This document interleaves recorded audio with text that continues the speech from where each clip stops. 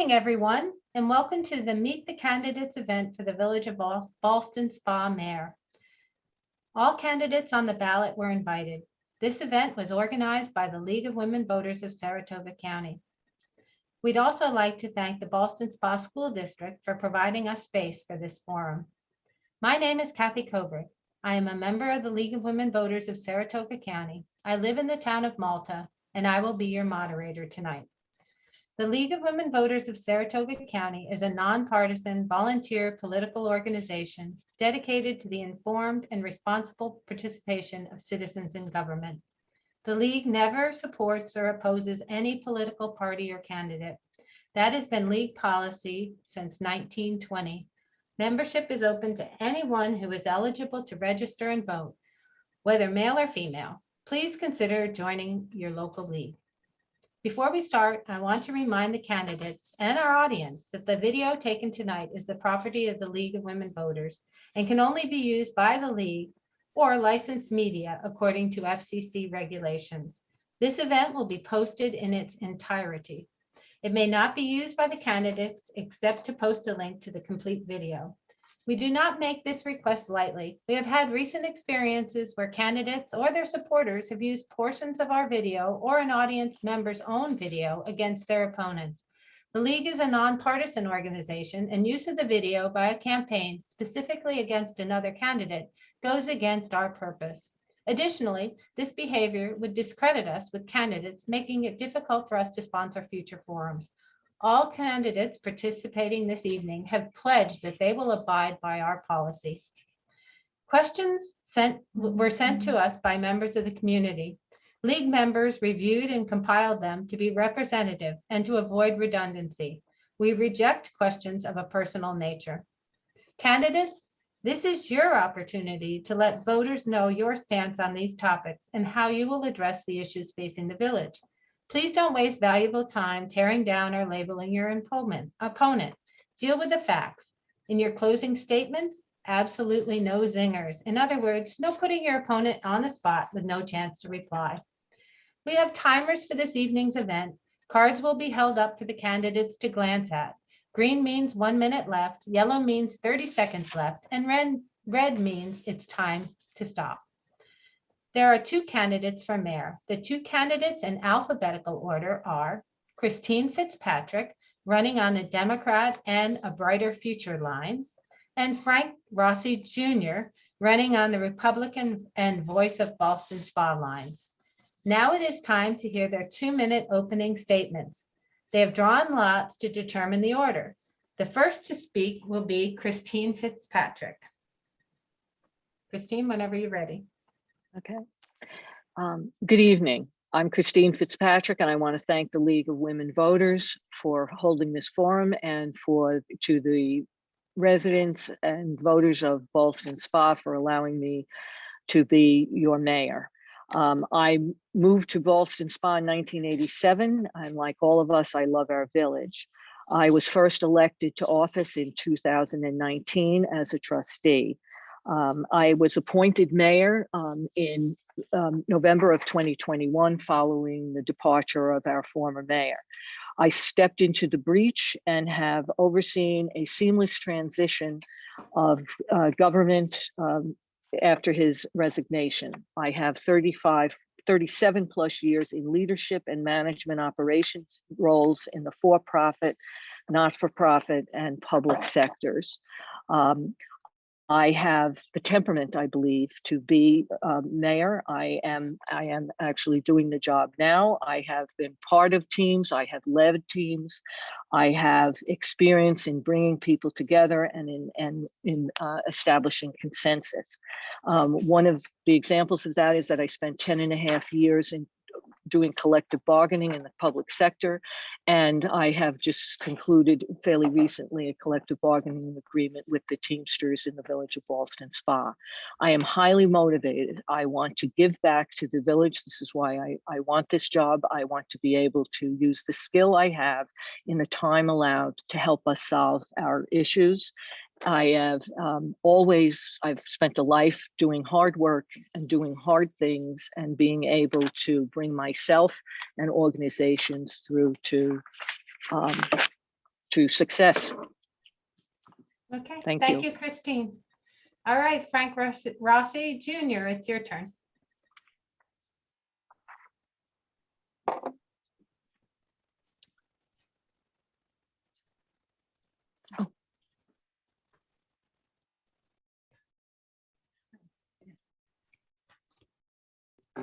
Thank you. Thanks to the League of Women Voters and to all of the folks watching this. I am thrilled to be a part of this forum and thrilled to be your candidate for mayor, or one of the two candidates here that really do love the village. This is not a difference between Mayor Fitzpatrick, Christine, and me. We do love the village. I've grown up in and around the Ballston Spa area for 43 years out of my 45 of life here. And I am just so thrilled to call it my home right now. When COVID hit, I'd already started making my roots in the village of Ballston Spa, moved officially in 2019 to the area, got the apartment set up and everything else. And then, you know, the rest with COVID happening, it solidified that this is my forever home. And I'm happy about that fact. My family is here.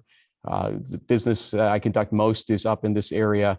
And it is just a really great place to live. But there are a lot of things that are, I would say, unfortunately, stagnating in terms of our government right now. A lot of problems that need to be fixed. A lot of things that are right in my wheelhouse, because I went back to school in 2008 to 2009 for real property development and law, which was a skill set for both public and private sector. The infrastructure issues we learned, the economic issues we learned concerning municipalities and development issues, budgeting, a panoply of things that we learned. And I've been using those skills in this area, especially over the last 13 years after going through that program, and even teach still in that program. I'm ready to take on this job. I want to lead for you. And we'll talk a lot more about that fact, I'm sure, throughout this evening. Thank you. Okay, thank you very much. Now it is time for questions. Candidates will have up to 1.5 minutes to respond to questions. You are not required to respond. You may pass if you wish. You have 2 opportunities during the question and answer session to request an additional 1 minute to add to your response, or to respond to something another candidate has said. Just hold up your hand and say red card, and I will acknowledge your request. And give me a moment so the timers can add another restart their stopwatches. Red cards may not be used in your opening and closing statements. The timer and I will keep track of the number of red cards used. Questions will be directed to candidates in rotation so that everyone gets a chance to respond first. We will start with Christine. The first question is, former mayors have stated the mayor is a full-time position. What percentage of your time do you plan to devote to your duties as mayor as opposed to other pursuits? You need to unmute, Christine, sorry. There, is that it? That's it. Can you? Yep. Okay, thank you. That's a very, very good question. I am and have been since October 29th, working full-time. I'm working it is a full-time job. I have no problem saying that. I am working full-time. I am in the office pretty much for at least 6 hours a day. And then there is, of course, everything that happens at night. And that's not just meetings, that's calling people, getting back to them. It is definitely a full-time job. And it's something that I am able to do because I am, or at least I was, I was retired, but I was also a trustee. That being a trustee was certainly a lot of work, and it was good work, and I enjoyed it, but it was not full-time. This job, mayor, it is full-time. That's what the people of Ballston Spa deserve, and that's what I have been giving them and would be very happy to continue to give to them. Okay, thank you. Make sure you mute. And Frank, it's your turn. Thank you. Great question. I believe in it as being a full-time job as well. It's not just in the office so that you have to put the hours in. It is all around the village as well. My belief is honestly that you have to talk to the villagers virtually every week, every day that you can get out there and do so. And that's been some of the enjoyment I've had in this campaign with Bernadette, doing the door-to-door, talking to all of our residents and learning from them, learning about their issues and what's going on. I always make a joke. I probably have the most points in a loyalty system at Nomad Coffee Shop because I kind of camp out there and get to talk to people on a daily basis pretty much about everything going on in the area. It is a full-time job. Don't listen to the part-time $8,000 a year part of it. That's not true. And I have already made arrangements with other people that if I do win, how I will be able to successfully maneuver it so that I am full-time and making sure that everything that happens is going to be under my watch and that I will be able to take care of things as they need to be. Larry Wilbright did get a village administrator role as well to make sure that we are able to work in tandem with each other. And I think that's a great compliment to the idea that there's not enough hours in the day, no matter what you try to do. So Ballston Spa will be under good leadership if I am elected. Thank you. Okay, thank you. Frank, this question is going to go to you first. What potential conflicts might you have in your work or personal life that could affect your decision-making on village business? If you do have conflicts of interest, how will you manage them and place the interests of the village first? So glad you asked that question because there is so much misinformation going on about that out there. So thank you for this opportunity. First off, Frank Rossi Jr., that's me, does not own any land in Ballston Spa or the surrounding area. Let me make that clear to everybody. I do not own land in this area. And the only land that my family still owns in the village of Ballston Spa is the part of phase 2 of Mohican Hill Apartments, where they could still build 3 buildings that are already approved.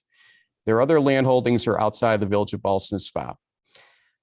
There may be instances where if a site plan comes through in the town of Ballston, that I may be asked to represent them. And if that's the case, absolutely, I will have to recuse myself under any review necessary under those circumstances. That's a no-brainer. But as Bernadette spoke about earlier, I want to fill out the same disclosure form that the state uses. Even if we use a shorter form, I want people confident that I am putting out all my disclosures, making sure that there are no conflicts of interest that anybody should be concerned about. And I can operate in this job fully without that concern. Thank you. Okay, thank you. Christine, you're going to unmute yourself and then it'll be your turn to answer that question. Yeah. Okay. Thank you for the question. I am currently, as mayor, obviously subject to the public officers law. I also have a considerable amount of experience, having served in government for more than 10 years, experience and some knowledge of the public officers laws. I filled out these forms a number of times. I have no conflicts of interest. I don't own, the only property I own is the house in which I live. And if I had anything, I can't think of anything, I will fill out any, or have any form that is required. That the only thing, and if something did came up, I'm not aware of anything. I don't know anybody who's in any kind of business that the village does business with. I have no relatives or friends or whatever in that situation, but I would recuse myself if I had to. I certainly know what that would involve, and I would be able to see a situation as it approached, and I would certainly recuse myself as would be required. Okay. You don't have to unmute yourself because I'm going to ask you the next question. So, okay. First, one of the positives of the pandemic was bringing the village and residents to an online platform of communication for meetings. Since in-person meetings are eventually going to resume, will you make a plan for including all meeting agendas and making them structured and audible for those unable to attend in person? Yes, thank you for the question. We had our first in-person meeting, return to in-person meeting, and it was a hybrid meeting at our last meeting, which was a week ago today. We had some glitches, and we are already working to resolve those. We had a problem with the audio. We have purchased an additional speaker. We have talked about putting up a podium so that when people address the board, that they can be heard better. So we are taking that on. It is not without it. There was a lot of work that went into setting it up. The technology is the bane of most people's existence, but well, certainly mine. But we are committed to doing it, to having the hybrid model and working the kinks out, and we will do it. I have two very competent people who are working on that right now as we speak, and went into overdrive trying to solve the problem right after the meeting. In terms of agendas and everything that is posted, everything that is spoken about at a meeting is posted on the website. The rule is as soon as practical, and certainly within 24 hours. And we meet that guideline. If we don't meet it for 24 hours, it's because, okay. Thank you. All right. Thanks. Sorry. No worries. Just make sure you mute yourself. Frank, it's your turn. Thank you. Just to the end point that Christine raised, if that is the case, that everything's posted within 24 hours, I would hope that the water study reports that were being quoted from last week would be posted on the website as we requested, and they still are not. So I do agree that we need to make sure we have the best possible technology. For the last, 3 times I've taught, I believe it was the course I teach at University of Miami Law, which is just a 2-weekend course. The first weekend is a mixed hybrid scenario, and I'm fully used to it. And after we saw the problems last week with the first village meeting, actually meetings, because a budget workshop also occurred with the same issues of audio not being able to be heard by those that were watching, I talked to Julia Smith and gave her some ideas on exactly what she might want to consider to make sure those issues went away. Even though I'm not in charge, I'm still a team player here. I think everybody out there deserves to hear what's going on in the village meetings. And ultimately, this is going to be, for a little while, a hybrid situation, but I was one of the people with Bob Bush out there who was in this forum a year ago that pressed the current village government to get back to in-person as soon as practicable. And that was last week. And I'm thrilled that they did. And it was time. And it's time that we begin to make sure that we continue that for the foreseeable future for those that want to be in person and those that want to stay at home and watch in the hybrid Zoom format. Thank you very much. Okay, thank you. Frank, question is going to come to you now. Many of the agenda items in Ballston Spa stem from old or inadequate systems and equipment. Some structures that are in need of everything from basic maintenance to more serious repairs include the village offices, the police department, and the DPW.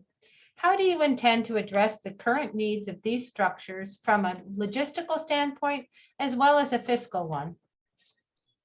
I might need 13 red cards to get the full answer on this one, you unfortunately. You can use both of them if you want.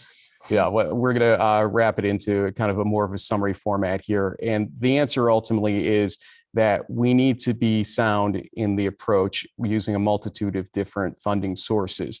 A lot of people say, oh, you're against grants, you're against grants. I have never said that. I've said that things that are pressing needs cannot wait for grants or studies that are paid for through grants, et cetera.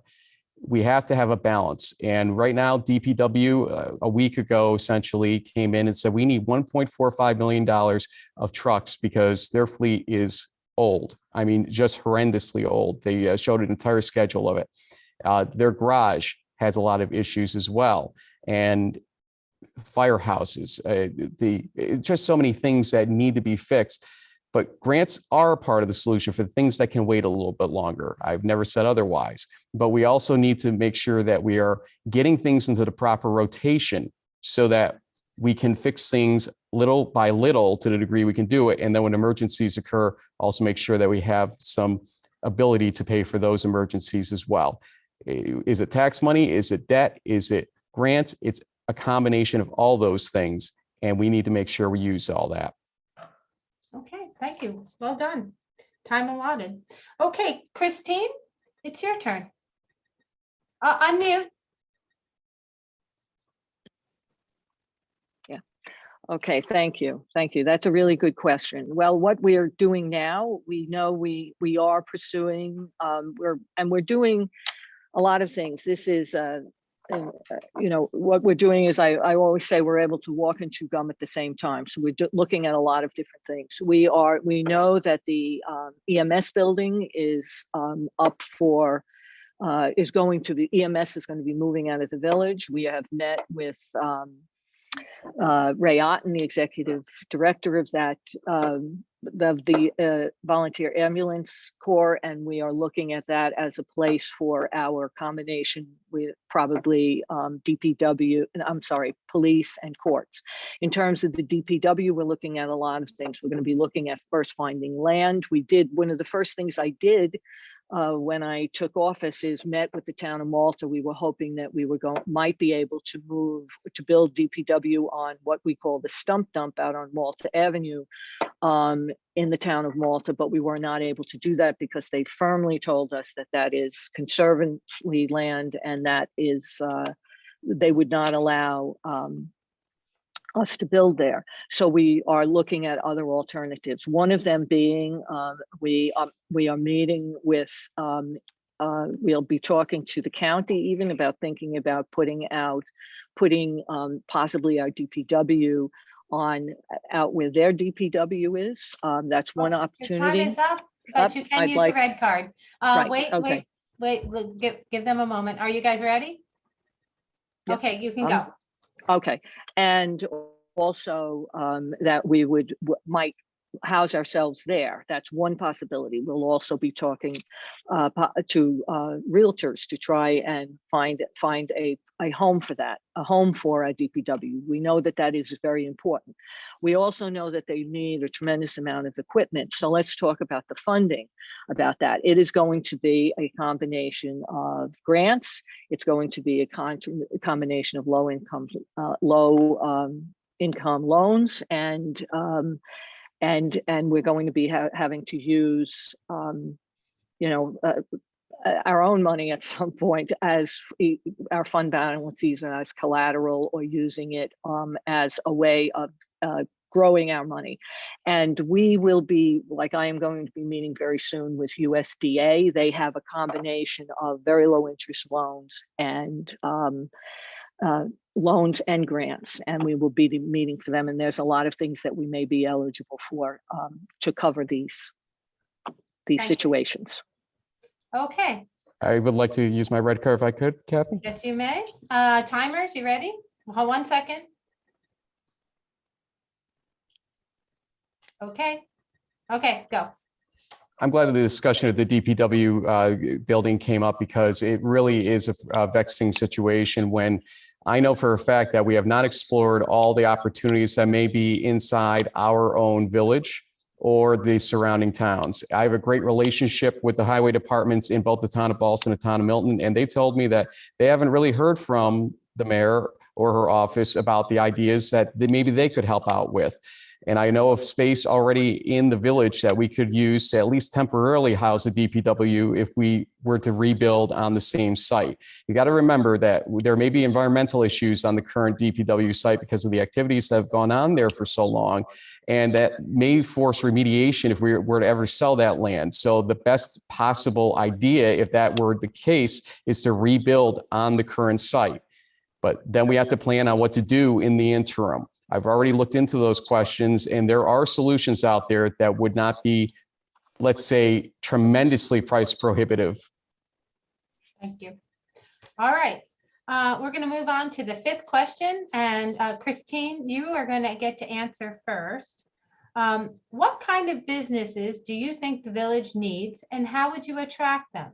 Do you favor changing the zoning laws to allow central business district into the R1 residential district single family homes, and why? Yeah, you're unmuted. You're good. I am on. Yeah, I'm good. Thank you. Well, thank you for that question. They, let me take the last part first. In terms of allowing the businesses to move into the R1. I haven't formed an opinion about that. I have to study it further, and I also want to see. We have a comprehensive plan steering committee that has been working very hard, and I want to see what they have to say about this and about their recommendations on that particular issue. I think that the best we can do, and the kinds of businesses I would like to see are certainly. I'd like to see a flourishing of more of what we have, and also of small business. That's what I'm really interested in, having small boutique kind of businesses. Those are the real drivers of the economy. So that's what I would really like to see. And as far as encouraging it, the best thing I think I can do is work to make Ballston Spa as open for business as it can be. And I think that I am doing that. Okay, thank you. Frank, it's your turn. Unfortunately, I don't believe Ballston Spa has done the best job possible with respect to looking like it's open for business with the current state of the PUDD law. And that's unfortunate for some of the larger sites. For some of the smaller business sites, we need to see the central business district actually fill up. We're seeing empty sites there. And before we talk about moving anything into the R1, we need to really consider what we're doing with respect to the current empty spaces in the central business district.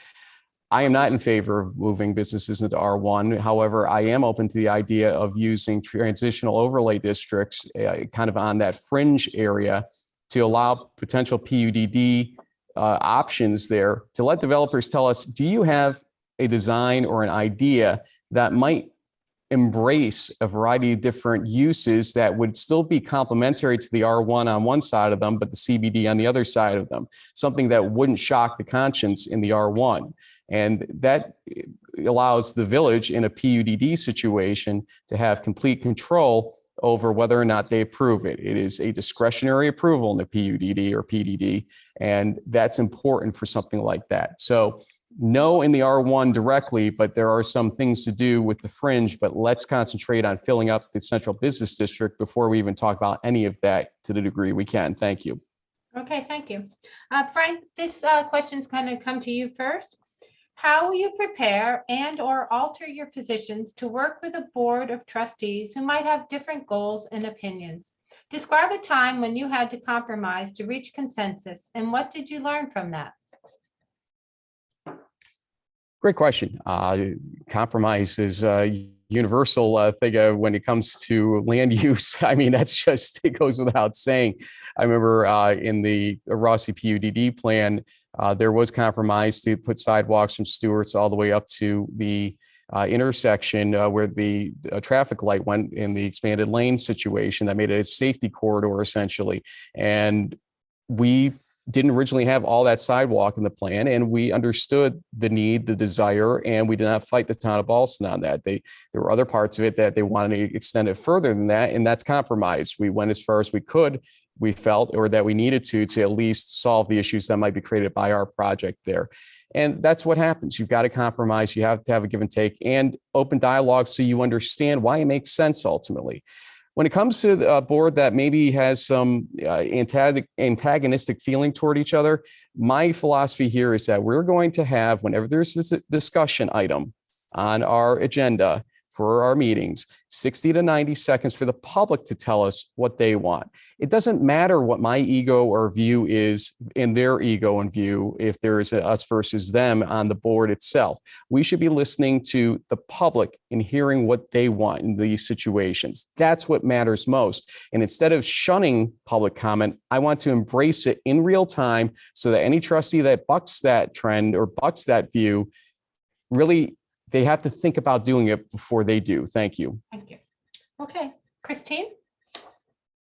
Unmute. Repeat the question, please. Sure. How will you prepare and or alter your positions to work with a board of trustees who might have different goals and opinions? And describe a time, everybody forgets this part, describe a time when you had to compromise to reach consensus, and what did you learn from that? Okay, there are many situations in which the Board of Trustees is a group of individual, very strong personalities, all educated, skilled people. I think that what I have done is what I always do, which is listen to people and I tend to judge people by what they bring to the party. By the party, I mean the party of life, and whether what skills they have. And I tend to use people and listen to them. I listen to them always, but also use the skills that they particularly have. I think that's really what you can do, that to just bring people together, listen to them. And then normally when people are listened to, they go into they're much better at doing give and take. In terms of the time that I had where I didn't agree, well, we had one of the votes we had was on cannabis, and I voted along with Trustee Baskin. We had a whole discussion about it. We had public hearings on it. We had input, and I voted along with Trustee Baskin to allow for dispensaries and not lounges. And Mayor Woolbright, Trustee Cormos, and Trustee Raymond voted for both. You want to use your red card? Sure. So, yeah, here. Okay. So the outcome of that is to just listen to what other people had to say. They had their reasons for doing it. I listened to, and I had mine, and to just accept it graciously. That is democracy in action, or or life in a republic. And I'm very grateful for it. And it's very exciting, and it's certainly always interesting. Okay, thank you. This question is going to go to you first, Christine, so you don't have to unmute or mute. Hyde Boulevard, Saratoga Boulevard, and West Street have had serious issues with pedestrian crossings, vehicle speed, and the travel of oversized trucks for years. Speeding and traffic controls are still problematic in areas of the village. What solutions would improve pedestrian safety, reduce speed, and deter oversized truck travel? Okay, on these streets, and we've had numerous conversations at meetings, and I really am very, I really do appreciate what I spend a lot of time on Hyde Boulevard. I have friends on Hyde Boulevard. I'm visiting them all the time. I know that that's the one closest to me. That doesn't mean that their problems are greater than our folks on Saratoga Avenue or West Street. We have had, we have looked at mitigation. We've done traffic studies, and we will continue to do that. We will, in this round of, a lot of these things cost an awful lot of money to address, but some of the things that we can address are striping and possibly putting very wide or very prominent crosswalks. And that's something that we're going to be looking at doing. And actually we're talking about in this last budget workshop we had. So that we will address this as soon as we can. Okay. Do you want to say anything else? You have 30 seconds. Okay. Yeah, sure. And in terms of, but then there are other things, I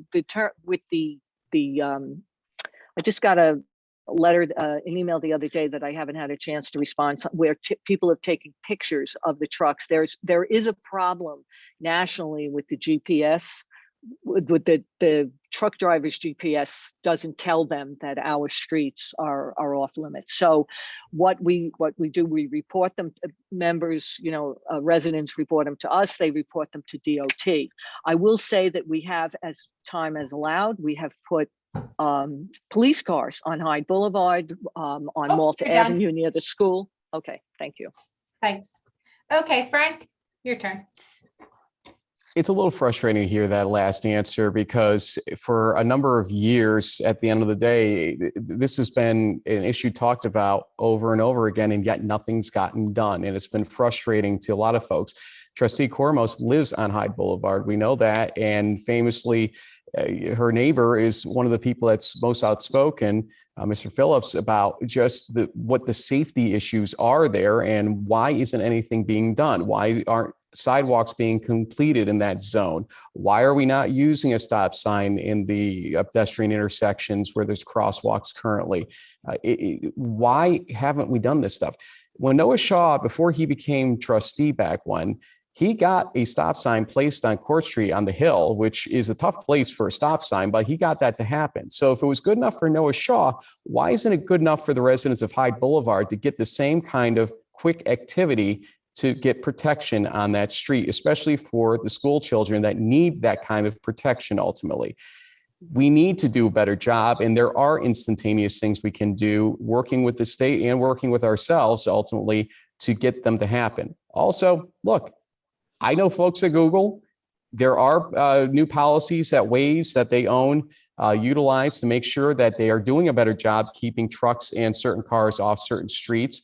And we need to work with those companies. We are aware they exist, and we have to reach out to them and get our streets, especially Hyde Boulevard, to not be truck routes ultimately. Thank you. Thank you.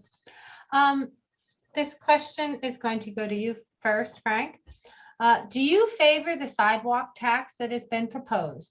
Should village residents who do not have sidewalks pay the sidewalk tax? And please explain your answers.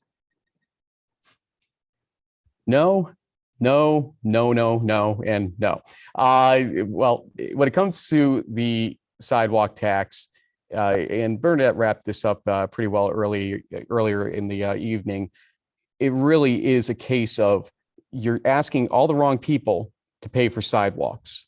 It shouldn't be looked at as a pure use tax type of approach. That's not what the current code is set up to do. I've had the fortune to travel in a lot of areas in our state and other states around us. And one of those places is the city of Ithaca, to cover sporting events out there. And never once did I leave the city of Ithaca and say, boy, that reminds me of Ballston Spa. Nor did I think to myself, boy, the policies of Ithaca should be brought into Ballston Spa. And yet that's what the current administration was looking to do, bring in the city of Ithaca sidewalk code into here. And that's just the wrong answer. We have a sidewalk code that needs to be really executed correctly. And that means also tweaking it, sure.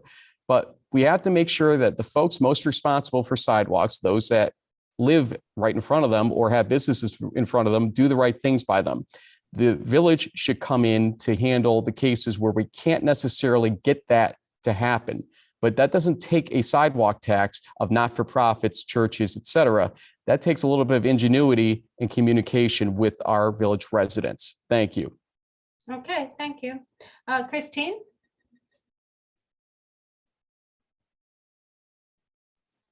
Okay, thank you. I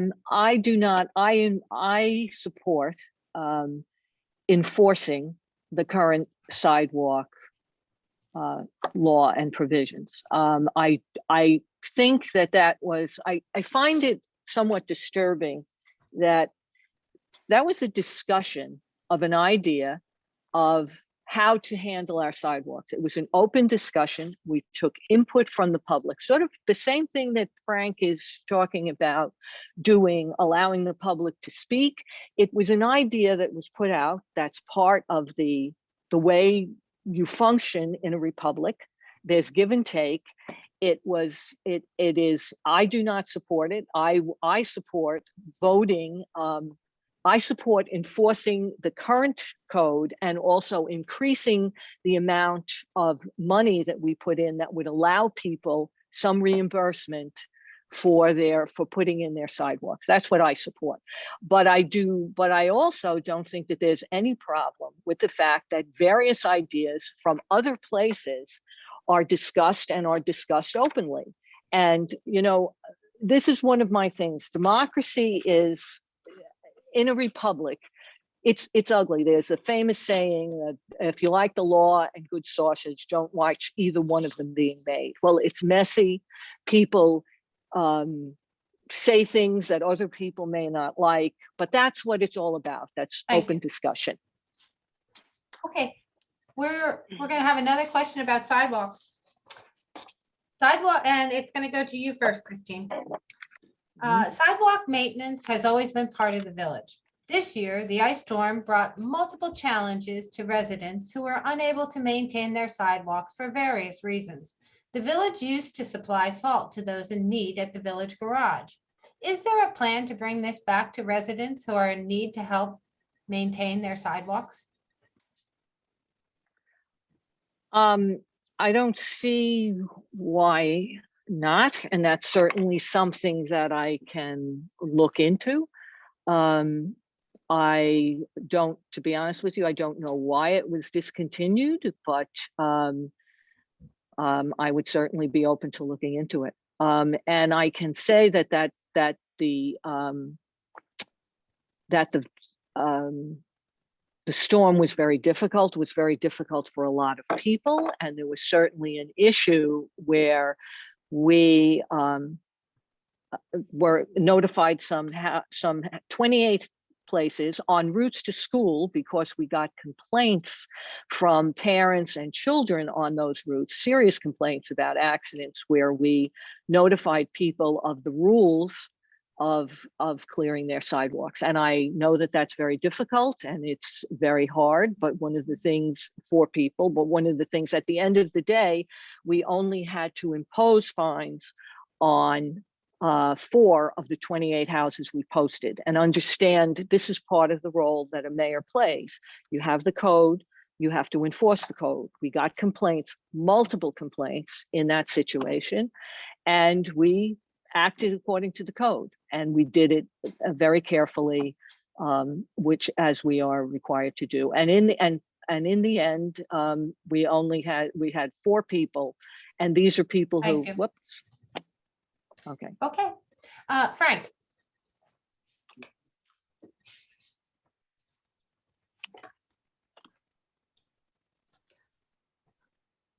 One of the important jobs of a mayor is to actually have an open mind and to listen to the residents when a tragedy or disaster happens. An ice storm of the magnitude that we saw is one such case, when you know that 28 homes in the same zone could not do what they needed to do to get the ice off their sidewalks.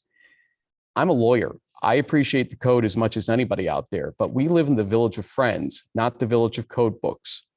And ultimately, the first step we needed to take was to ask the residents, what do you need from us? And can you do some work on yours or your neighbors to help us help everybody? This is a cooperative village. This is a place where we want to help those that when we become aware of it, they need help, we do it.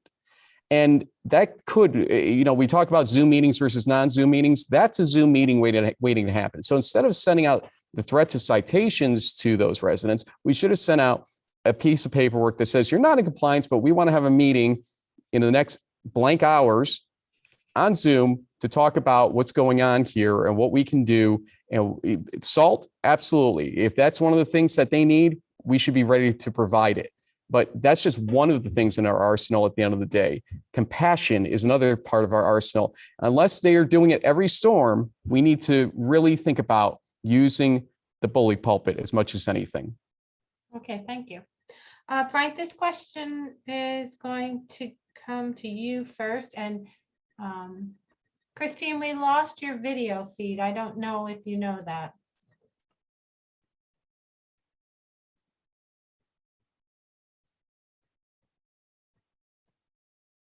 Okay, Frank, I'm going to let she can work on that while you answer this question. Yeah, okay. Thank you. Thank you.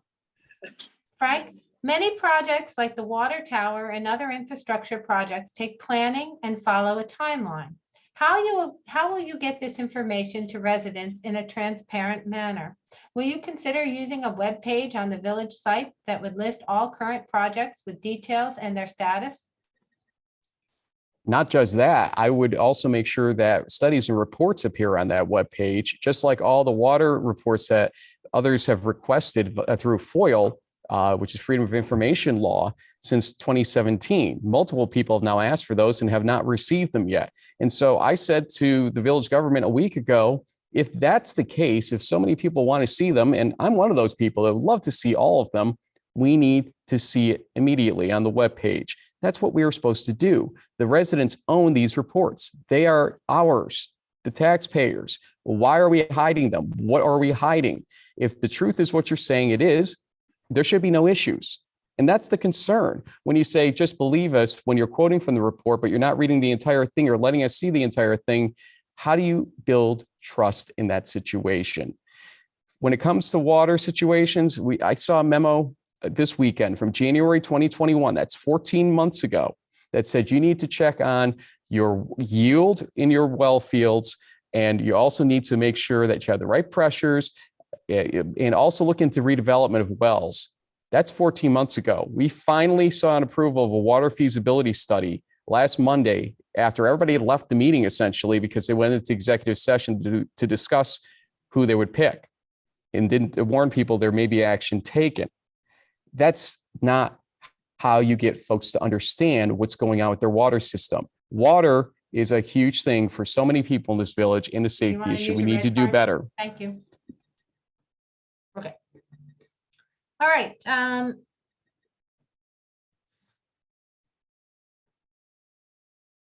Christine, that question is for you. Oh, you just turned your video off, but you want to have your video on and your.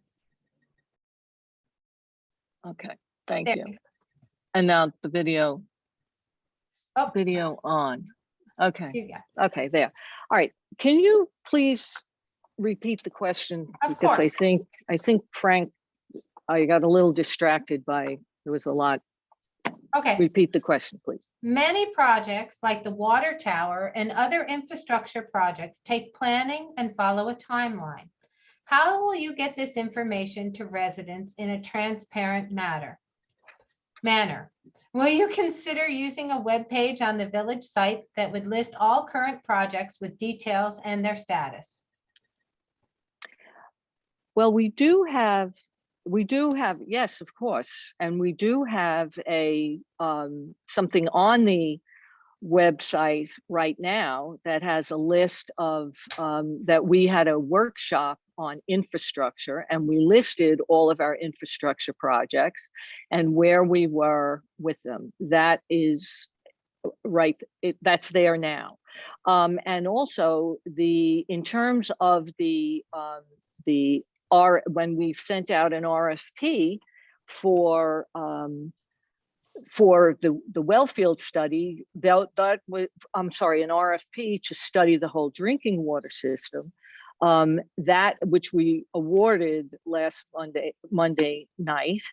There was the wellfield study, what was attached to that RFP, I'm pretty sure. And so, yes, so the way there is a lot of information that is available to people. And in terms of the FOIL requests, yes, they are, they are in the process of being answered. And I'm sure you understand that there are many, many things that happen in the village offices, and we get many requests, and we are answering them all as we should in accordance to the law in a timely fashion. Red card? Okay, Frank, you have a red card. Do you have a minute for Frank? You said I just need timer? Christine Okay. to mute for me also, if that's possible. Mhm. It's our water. This isn't one of those routine, we'll get to it when we get to it type of things. This is our water. And this is the biggest subject that's been brought up to us when we've done our door-to-door campaigning. I just can't believe that we're taking such a blasé approach on our water, ultimately. Monday, a report was being read from by Sean Raymond. And where is that? That should be already available to somebody that's got a FOIL request out, if not on the website. The next night, we learned that $25,000 that was set aside to keep a well, or at least one well, operational fully for production purposes wasn't done in the last year. It was budgeted for, and nobody knew why. They looked at each other at the budget workshop and said, why was that? And should we do one before the next study gets done? And the answer is yes. And Sean Raymond admitted as much. There's so much misinformation coming from our board, not from social media. And we need to see what's going on. We deserve to see what's going on. Enough is enough here, folks. Okay. This question's going to Christine first. There will be a referendum on the ballot to extend Ballston Spa's village elections date from March to November. Do you support or oppose this referendum and why? Unmute. There you go. You got it. Yeah, okay. I do support the referendum for two reasons. I think that people are more used to, we're used to voting in November. I think that's time when people are looking at issues and are, in a framework to look at candidates, look at issues. And I think you'll get your best turnout if you do it in November. I also support the referendum because of the fact that if the election is, done by the county, it costs the village money to run their elections. And if it's done by the county, it's another expense that is not, it doesn't have to be borne by the village. It's not a big expense, but it is an expense, and it also takes an enormous amount of time on the part of village staff to run an election. And I think it would be just more efficient government in many ways to move the election to November. But as you know, this is a participatory democracy, and the people will have their say. And whatever they decide, we will obviously abide by. Okay, thank you. Frank? Originally, I actually was in favor of moving things to November because of the idea that, the little bit of cost savings might go a long way. But then a couple of things came up. First off, the county can't even deliver to candidates when they run in the parties the exact streets and residences inside the village in the first place. So I'm not sure how they're going to resolve the ballot issues that come up from this whole thing in the first place. Maybe that's resolvable. But the thing that most changed my mind was actually when Bernadette said to me the first time, we need to go and do door to door. And I didn't fight her on it, but I never considered myself as the guy that was going to be the door to door guy that, it didn't get something thrown at him when he said, hi, I'm running for village mayor. But guess what? People embrace the fact that we're going door to door. People love talking about village issues. And because we're the only thing that's on the ballot, essentially, our village issues, they have the time to talk, and they want to. And they want us to know what's seriously wrong or needs to be fixed. If we did this in November, we would be going up against a whole bunch of other candidates, all creating fatigue in that space. And we wouldn't get to talk about the village issues that matter. So I think that anybody that's really in favor of the November situation right now is missing the idea that the specialness of the March timeframe allows us to focus on us. Okay, thank you. One of our timers, I guess, lost power. There's been some very severe thunderstorms, so hopefully Kathy will maintain her power. Okay, this next question is going to go to you, Frank, first. What are some good options for the Angelica, Maplewood, and Ricketts properties? You know what? I don't know. Here's what I do know about those properties.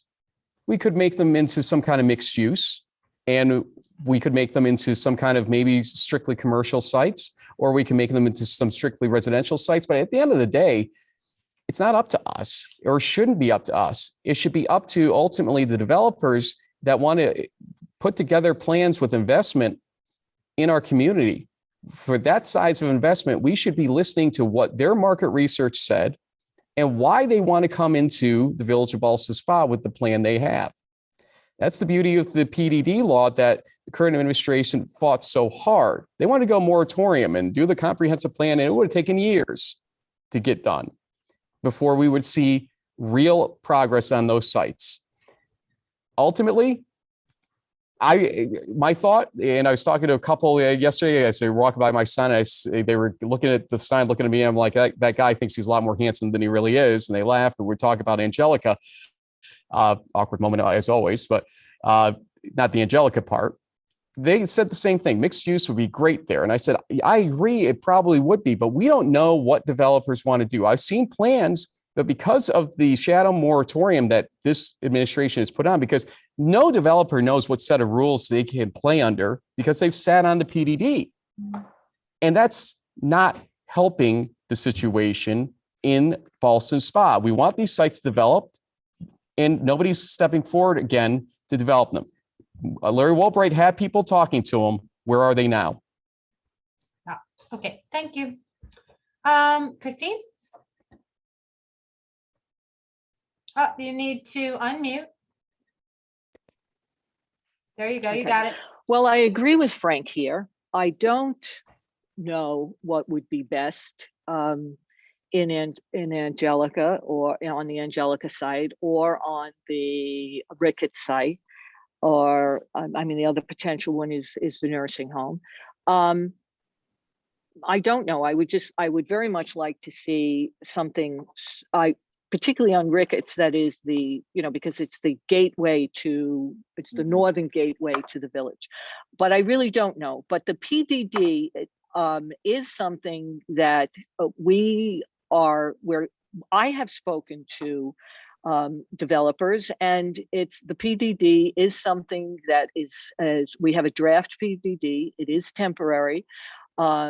It would be temporary in language. It's on the website. We are still taking comments on it. We are going to move forward with it.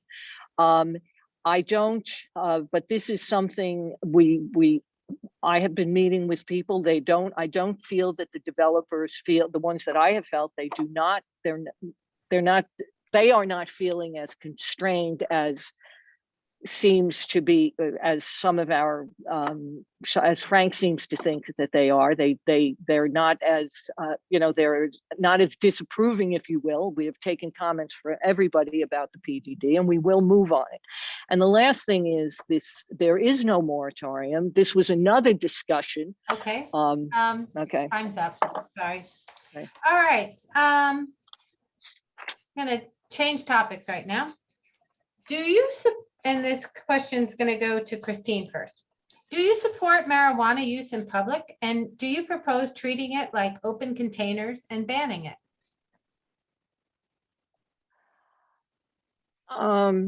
I supported, I have a concern about this, and I have supported with the cannabis bill, the dispensaries, but not the lounges.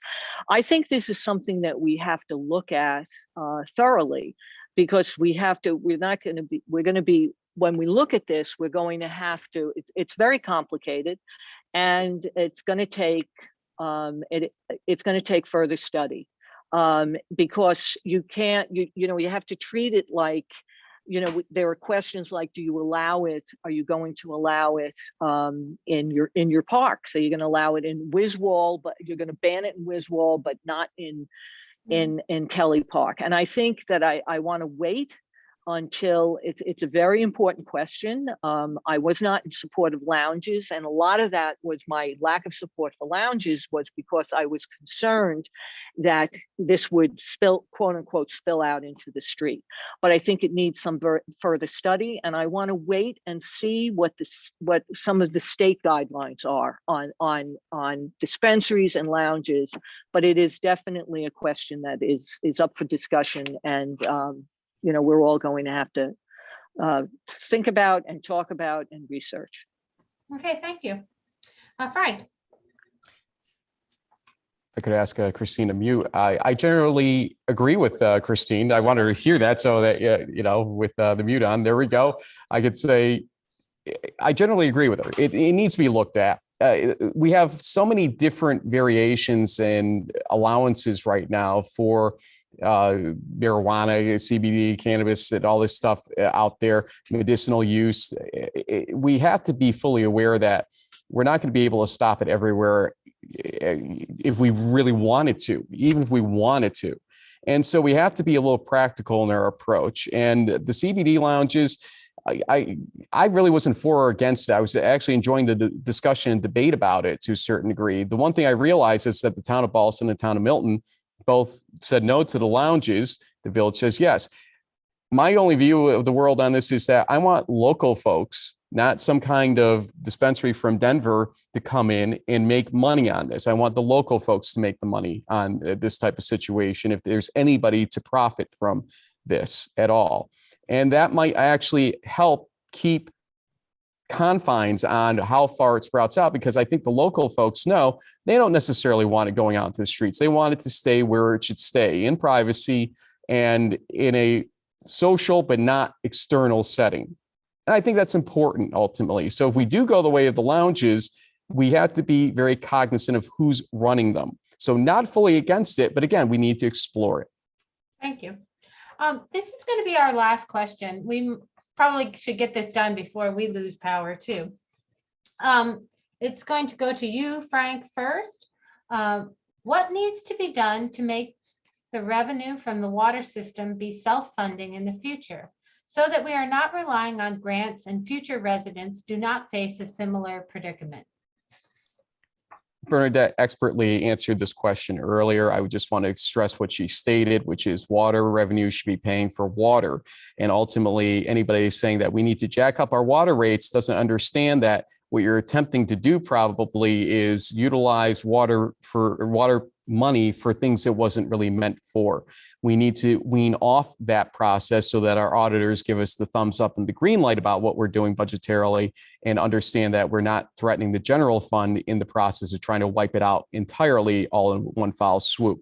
And that's something that Larry Wilbright has explained to me, and I appreciate his endorsement and the information he's provided along the way, because things like that you don't necessarily know when you just step into the idea you want to run for mayor, and it makes a lot of sense. But we do need to make sure that water pays for water. If it does, yes, maybe we need to take loans initially, as it doesn't or can't because of the way that we're structured, but at least those loans could be paid off ultimately.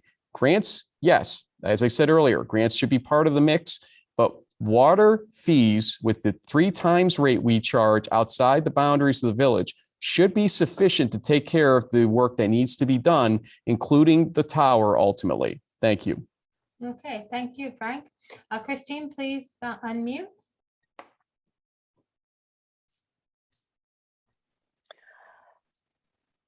Okay, this is a question of the, I think it is going to be a very long time. Right now, if you look at not the infrastructure itself, but if you look at the way that water is, you look at from a budgetary standpoint, if you look at the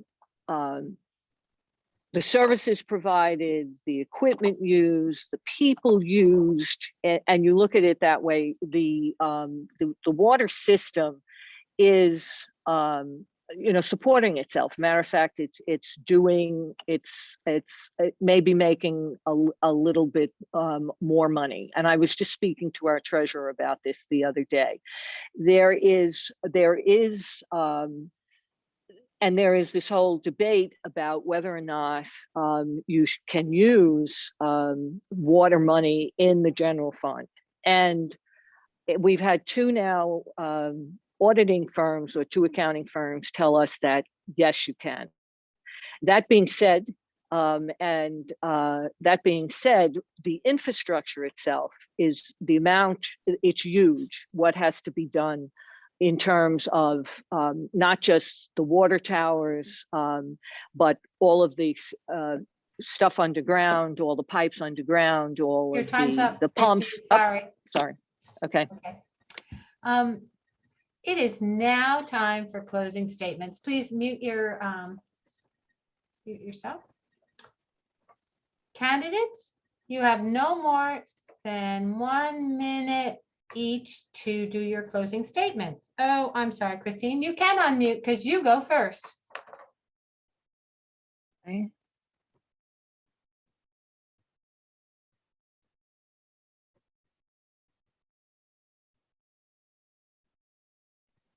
There you go. You got Okay, it. there I go. Okay. All right. Thank you very much for allowing me to participate. I want to thank the League of Women Voters and for the opportunity to do this, the people who will see this eventually, for Frank and Bernadette and Cameron for participating. This is a really excellent way. It's yet another example of participatory democracy.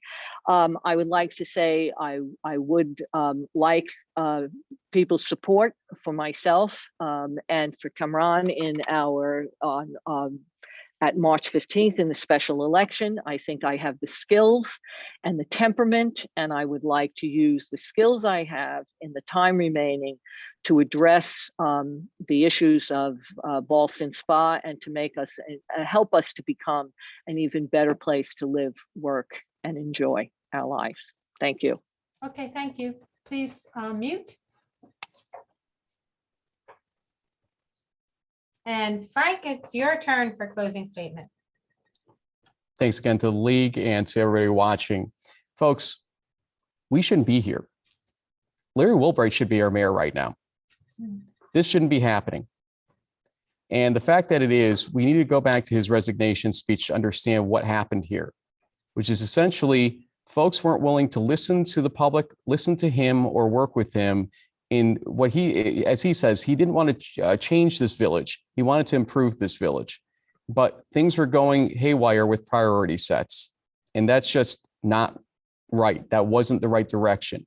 The village of Ballston Spa is a great place to live, period. Don't think that the things I say mean differently, but this is about the future, the direction we're heading in, taking the action we need to take, not study after study, but the action that needs to occur. Resources may be limited, but we can do a lot more than we're doing right now. And you need the leadership that can make that happen. That's why we ask you, Bernadette and I, for your vote on March 15th. Thank you so much. Okay, thank you.